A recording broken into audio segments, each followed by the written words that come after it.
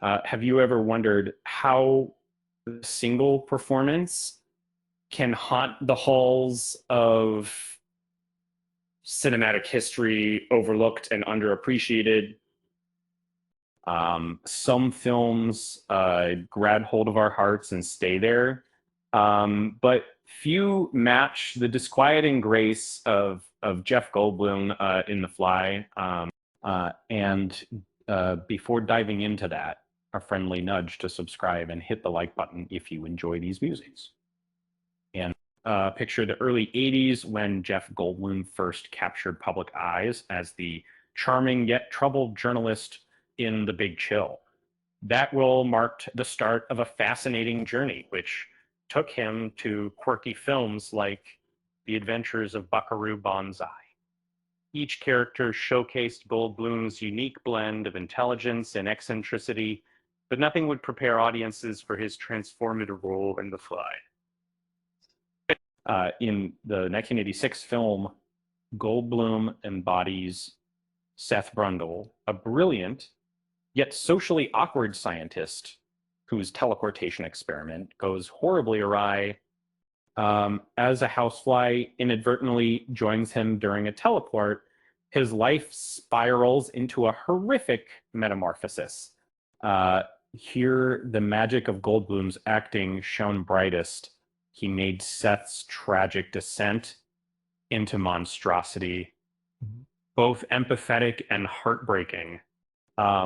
Audiences found themselves feeling equal parts disgust and compassion, much like John Hurt's portrayal of the Elephant Man, that similarly evoked deep emotional resonance. Looking back, one can't help but feel frustrated that Goldblum's performance was snubbed by the Academy.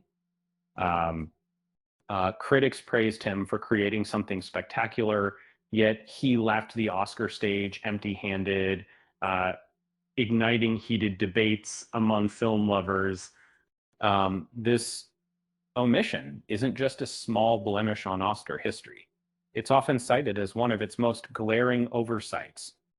Seth's descent isn't solely physical. It begins with profound personality shifts as he evolves into a human fly hybrid. Goldblum expertly weaves layers of emotional turmoil into his performance. The gradual deterioration of his character, marked by increasingly insane behavior and loss of empathy, strikes a chord with viewers. There's a poignant loneliness to Seth's journey as he grapples with his fate, a fate he ultimately accepts with a tragic mercy. The Fly also doubles as a haunting love story. And so at the heart lies the relationship between Seth and the science journalist Ronnie, played by Gina Davis. Their romance becomes ever more poignant, especially since Goldblum and Davis married shortly after filming. Watching their characters bond intensify against the backdrop of impending doom adds layers to the already heart-wrenching narrative. One scene stands out as Seth implores Ronnie to keep her distance. Chills run down the spine. He fears becoming a danger to her as his monstrous instincts surface. And this heartfelt moment deepens in retrospective light, especially when their shared story touches on the themes of sacrifice and love amidst turmoil.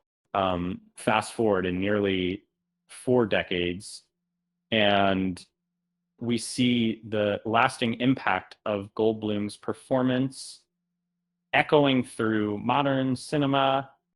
Films like The Substance with Demi Moore draw inspiration from the very legacy of The Fly.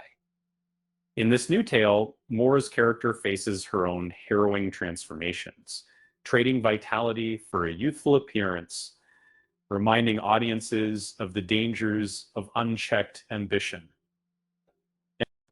Ironically, as The Fly paved the way for, um, nominations like Moore's, it also highlights Goldblum's often overlooked brilliance.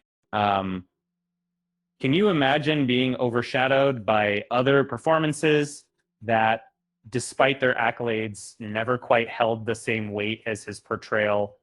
Like, uh, Paul Newman may have taken home the Oscar for The Color of Money, but many would argue that Goldblum's chilling role carried far more substance than the competition. And as we reflect on Jeff Goldblum's extraordinary performance in The Fly, let's chuckle lightly at the irony. Sometimes the biggest flies aren't just in the room, but flutter right under our noses, waiting for recognition that never comes. With that said, thanks for watching, and until next time,